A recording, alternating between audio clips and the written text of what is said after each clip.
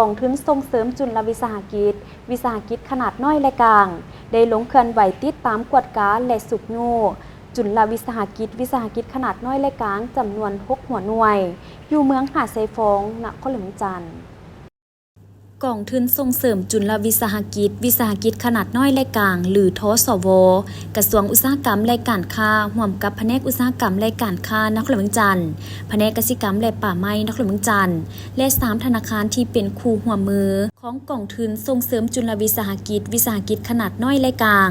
ได้ลงติดตามกวดการและสุกยูจุลวิสาหกิจขนาดน้อยและกลางอยู่เมืองหาดไซฟองนครหลวงจันทร์จำนวน6หัวหน่วยผู้ประกอบกิจการแม่หญิง4หัวหน่วยที่ได้รับสินเชื่อของกองทุนส่งเสริมจุลวิสาหกิจขนาดน้อยและกลางวงเงินประกอบทุนของรัฐบาลให้กองทุนส่งเสริมจุลวิสาหกิจขนาดน้อยและกลางโดยผ่านธนาคารร่วมธุรกิจลาวเวียด3หัวหน่วยธนาคารพัฒนาลาว1หัวหน่วยธนาคารไสงอนเถืองติ้นลาว1หัวหน่วยและธนาคารมารุฮั่นเจแป้นลาว1หัวหน่วยซึ่งทั้งหมดอยู่ในแขนงกสิกรรมการลงติดตามในครั้งนี้เพื่อกำได้สภาพการนำใช้เงินกู้โดยเฉพาะแมนผลได้หับของการนำใช้เงินกู้เห็นได้ธุรกิจตัวจริงพร้อมทั้งข้อสะดวกข้อยุ่งยากและข้อเสนอในการดำเนินธุรกิจทั้งนี้ก็เพื่อรับประกันการนำใช้เงินกู้ยืมถูกต้องตามจุดประสงค์และเป้าหมายผ่านการลงติดตามครั้งนี้เห็นได้ว่าจุลวิสาหกิจขนาดน้อยและกลางนำใช้ทุนถูกต้องสอดคล้องกับระเบียบการสามารถต่อยอดธุรกิจขยายกิจการซึ่งสามารถผลิตเป็นสินค้าสนองตลาดภายในและส่งออกต่างประเทศถึงว่วงดังกล่าวได้มาสวยสุกยูหัวหน่วยธุรกิจกว่าเอาถึง